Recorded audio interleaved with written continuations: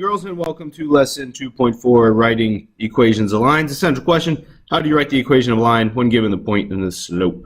Okay, case one, so we have a few different variations here. Case one is easy peasy. You're going to be given the slope and the y-intercept, so pretty easy. If your question is write the equation of the line with the slope of 3/4, 3/4, and a y-intercept of -2, hey, our slope is 3/4. Y-intercept is -2, and we just have to substitute into your favorite y equals mx plus b, and all we do is just put the slope boop, right in for m, and the y-intercept right in for b. That's all we have to do. So the equation is simply y equals 3/4 x minus 2. Wow, that was difficult. Just kidding. Hopefully that's pretty easy. Now, where it gets a little more challenging is when you're given a slope and a point. So given a slope and a point, we have to use a fancy term or a fancy formula known as point-slope form. Point-slope form is y minus y1 equals m parentheses x minus x1. Where do all these things come from? X and y1, those are from your given point. So in our case, x1 is 5 and y1 is 4. That's where those things come from. Now we have to find the slope as well, which is also given to us in this case. Slope of -3. So we really have everything we need to substitute. Now things that we don't need to substitute are for y. So we have y minus y1, which is 5,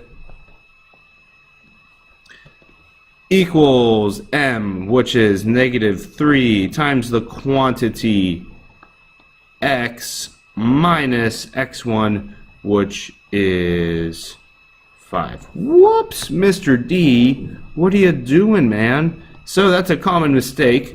Make sure that you substitute the y in the right spot. Whoa, y goes here, which is 4. All right, that looks better. Anyway, we're going to distribute the -3.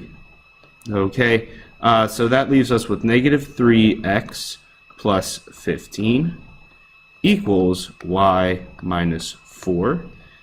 From here, we're going to solve for y. Remember last chapter when I said, hey, solving for y is going to be important? By adding 4 to each side, we end up solving for y. So we have y is equal to -3x plus 19. Pretty easy there. Okay, so make sure you substitute x and y into the right spot. All right, learn from my mistakes. Moving on. Write the equation of a line through 2 points. All right, slope is not given to us. So instead, our first step is, when you're given 2 points, first step is to find the slope, which we just worked on. Slope is, again, y2 minus y1 all over x2 minus x1. So let's be sure we substitute everything in. We'll say 10 minus -2 all over 2 minus 5, which means our slope is going to be 12 over -3. That does reduce.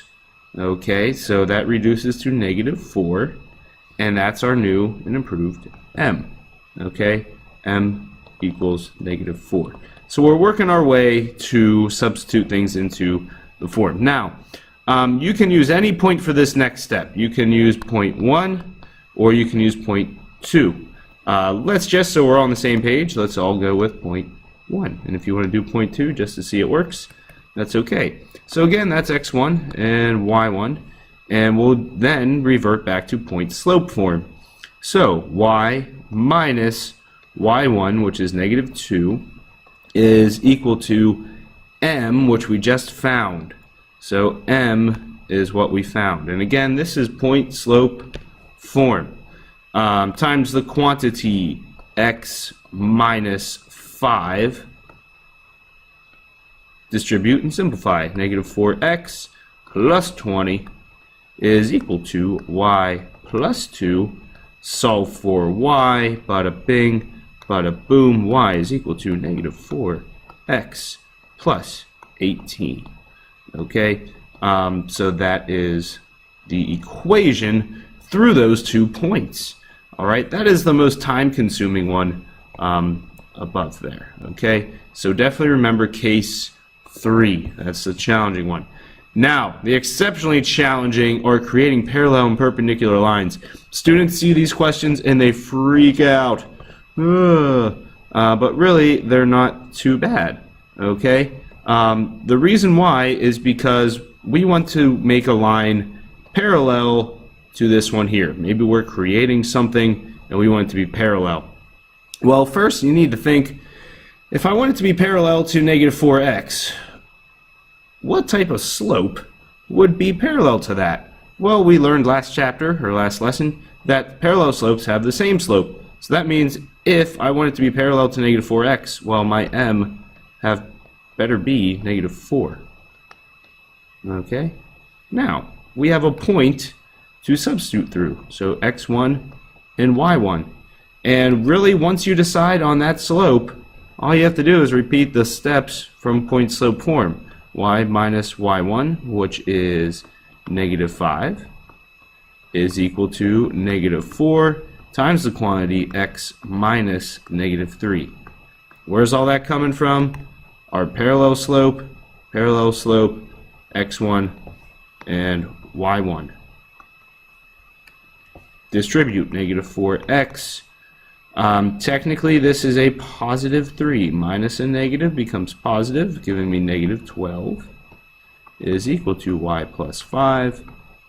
And we subtract 5. And we have y is equal to negative 4x minus 17. All right. It's a good idea at these questions to check. All right.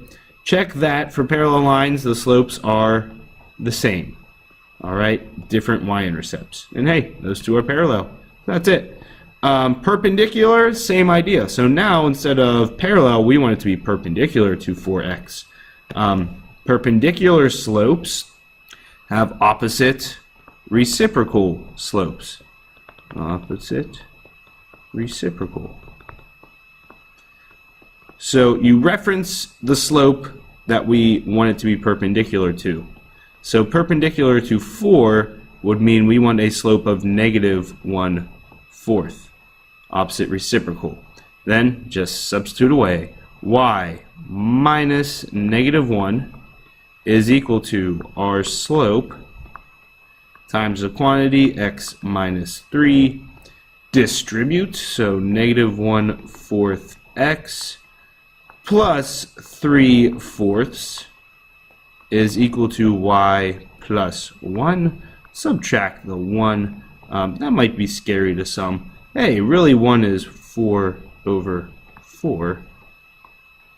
So what that can give us is y is equal to negative 1/4 x and minus 3/4 minus 4 over 4 minus 1/4. I'm going to check that in my calculator really quickly because I don't like to make mistakes, but hey, they happen.